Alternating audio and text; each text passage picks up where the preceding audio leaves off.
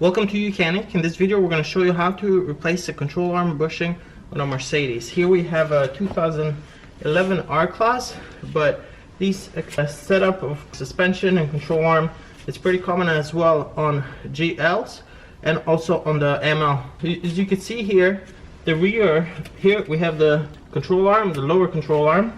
You have a bushing up front and then you have a bushing up back here. There's a lot of play on this bushing. You can see the bushing itself is cracked. So if you look at the old one, which we're going to take a look at in a minute, this whole piece of bushing is cracked.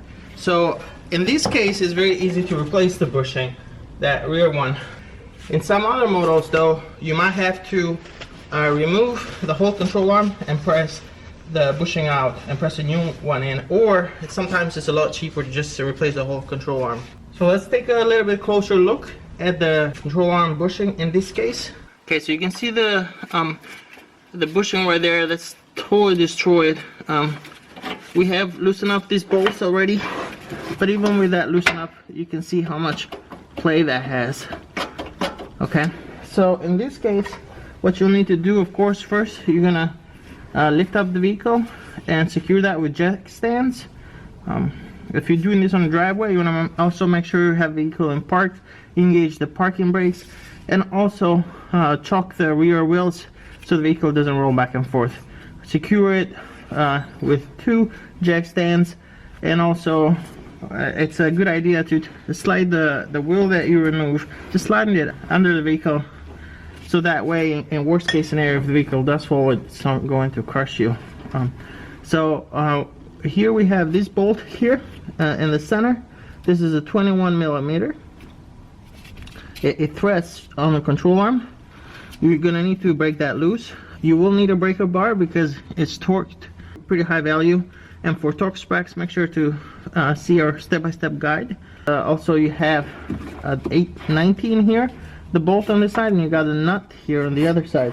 You'll need like a 19 millimeter to counter hold these bolts in the back. Otherwise, they're just going to spin. But once you remove this bolt here, we have this removed. And what we did is we put a socket on this side, wrench on this side, just to counter hold on this side, just to hold the nut. And then we broke the bolt loose from the front end. You have a lot more room here to for your breaker bar, for at least for this bolt. So you'd come in from here, and if you would like, you could use a cheater pipe on this, or use a breaker bar. Either one is fine. And kind of hold this nut. All right. So once that comes off, we can remove the bolt. Okay. Now next we need to remove this other bolt here.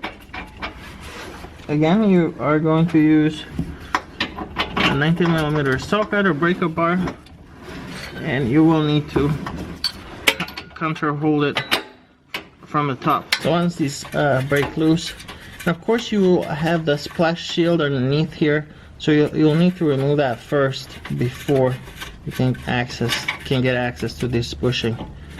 So this bolt is off as well. Next, you're gonna need to remove this bolt, and again, you're gonna need to use a breaker bar on this as well, and that is a 24 millimeter bolt.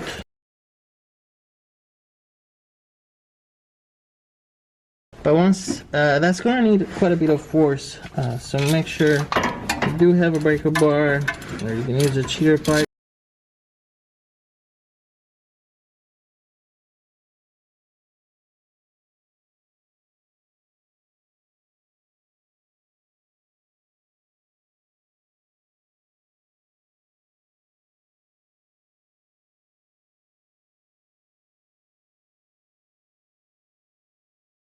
This bolt has quite a few threads. Once you take that bolt off, then the whole bushing comes off. You can see how damaged that is. Alright, so as you can see here, this part is still here because it just inserted right there. So we're gonna have to just kind of hammer this off. One tap and that just comes right off. Make sure this pin right here lines up with the hole right there.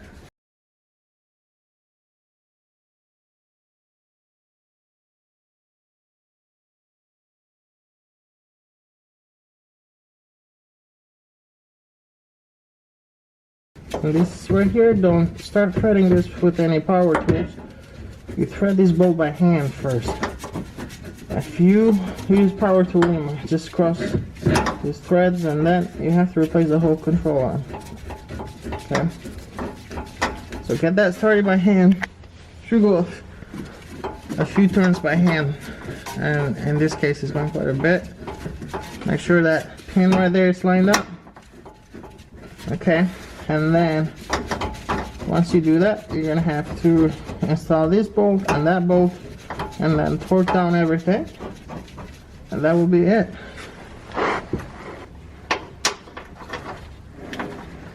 And once you do replace this though, it is recommended to get a front wheel alignment at least, because this can throw off your alignment a little bit.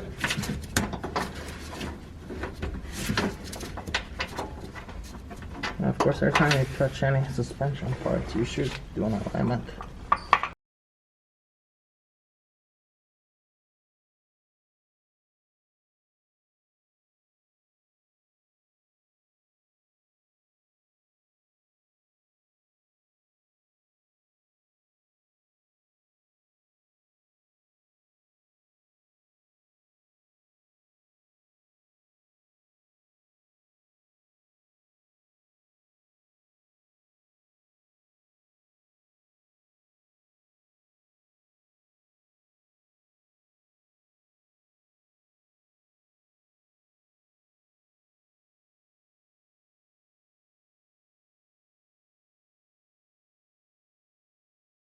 And again, make sure you torque these bolts.